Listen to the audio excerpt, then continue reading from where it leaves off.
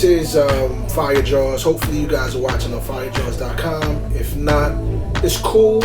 You know, watch it on YouTube, whatever. Subscribe to the channel.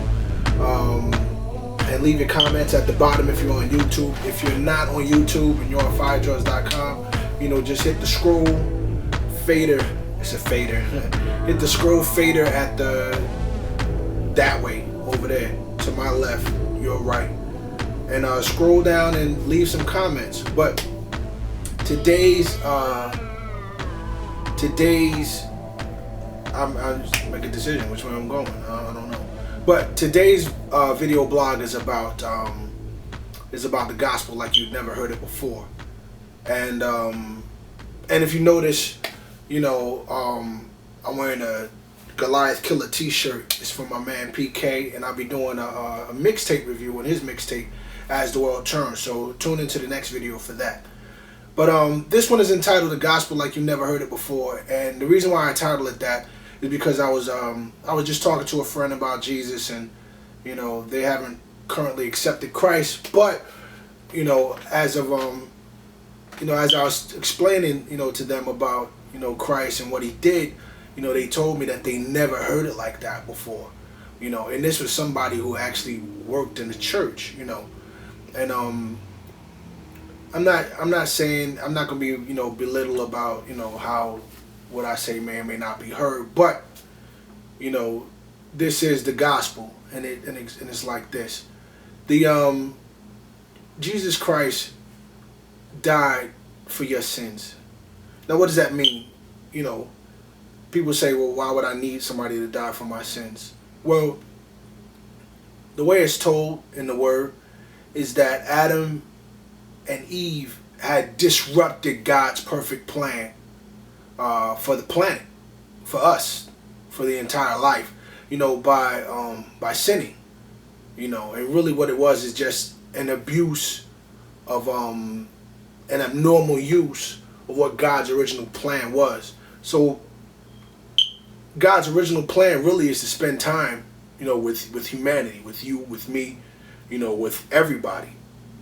And but he can't be around sin, and he can't deal with sin. That's his kryptonite, so to speak. So he has to stay away from it. So the problem is, the problem is that man has is that we have to be able to spend time with God, but yet we have sin, you know. And it's not a sin issue as of what you did, so to speak, but it's a sin issue of what Adam did, you know, when he disobeyed God. Since we were all contained inside Adam, every one of us now has a sin nature. We have a nature, you know, to not want to do anything with God, you know, and that's a problem. And it's so much of a problem that God ended up having to make a son to sacrifice for us, to atone for our sin, so that he could spend time with all humanity forever, eternally, you know. Now we may be like, well, how would I know that, blah, blah, blah, blah, whatever. But I mean, for somebody just to do that, that just shows the amount of love that they have, you know, for you, for me, you know. And it's a lot. I mean, a lot is an understatement. It's an immense, you know, amount of love. Think about it this way. Not only was it for you and for me, but, you know, he died for every evil despot you could think about. You know, he died for, you know, Hitler. He died for Idi Amin. He died for Mao Zedong. Anybody evil. He died for your enemies, for my enemies, for my parents, your parents, my kids, my grandkids, my great-great-great-grandkids. I mean, for all of humanity once and for all. You know, so it's wonderful that God would actually express his love that way. You know. And not only that, like the Bible says, he was beaten, he was bruised for our unfairness, our iniquities. You know, and by his stripes we were healed. And John 10:10 says that, You know, he has come so that he can give life and give it more abundantly.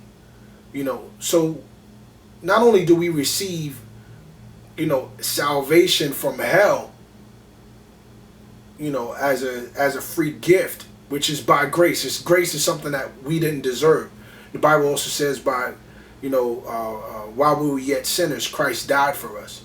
So even though he still died for us, and even though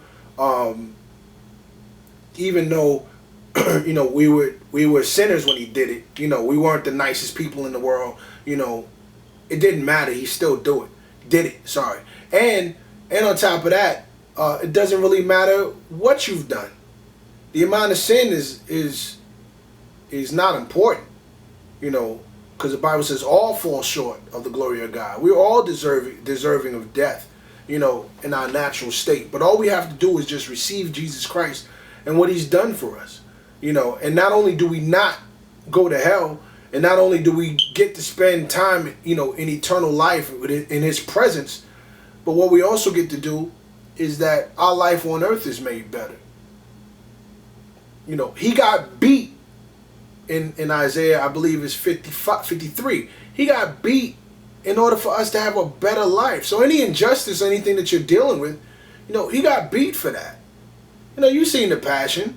That was not, you know, I mean, it was worse than that in real life. And even what they depicted in The Passion was horrific.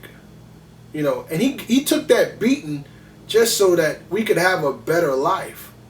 You know, a peaceful life.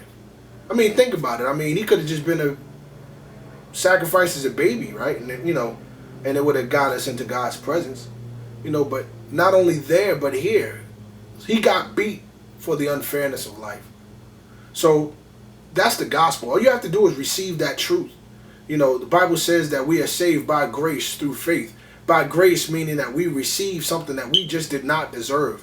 And by faith that we just believe it. You know, that we don't need any extra evidence. You know, I would encourage you just to, you know, read the Bible, test the Bible, you know, look at the validity of the word, you know, and maybe I'll do a video log about that. But, you know, read about the validity of the word and look at the word and study just about the word. You don't necessarily have to study the word yet, but study about the word. Read a book called The Case for Christ, Lee Strobel, something that I read that you know, that when people talk about, you know, the validity of the Bible, you know, I retort with those things. I reply with those things. You know, so, and then when you read the Bible, read from, like, you know, the book of Acts. Read the New Testament first. But read the book of Acts, which is the 5th book of the New Testament. Matthew, Mark, Luke, John, and then Acts. And then read from Acts all the way to Jude. You know, and then read the Gospels, Matthew, Mark, Luke, and John. You know, because those books will tell you, you know, who you are. You know, the reason why I didn't say Matthew, Mark, Luke, and John, because those books are really Old Testament books. They're not really New Testament books. But it's like the changing over from the old to the new. So start with the Old Testament. Start with the New Testament first from Acts, and then read the epistles. And those are like the manual for what you have and as a new covenant that you just, all you have to do is just receive. And then you can read the Old Testament and then look in the promises and look at the old contract and the way that it was, you know, instead of the new. So that's the gospel like you've never heard it before. All you have to do is receive it through faith. Know that you don't have to, you know, earn it or work for it. In fact, you know, that's a detriment to you if you're trying to earn, you know, the gospel. It's too good for you to earn it. It's too good. And there are many, many, many, many, many, many, many, many promises that the Bible gives. When you read it that way, you know, I hope you'll see it to its fullest potential. But read it, immerse yourself in it. You know, don't just do it casually. You know, make it a day by day thing, and walk in it, man. Just believe it and go further. All right. So I pray that that you guys are able to receive that. That, you know, hopefully you became my brothers and sisters in Christ when you received this by faith.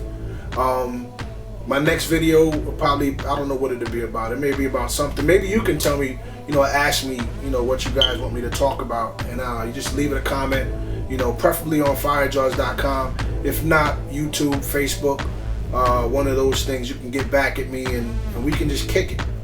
All right. And the Goliath Killer, we're gonna talk about that too on my next video log. I'm doing album reviews now for Holy Hip Hop. For those who don't know, I'm a gospel rapper, and you can go check out like the music videos I have out and the music I have out, yada yada yada. But I also want to give brothers a platform in gospel and holy hip hop here, so that we can showcase them and talk about their music and talk about their stuff. But first up is PK.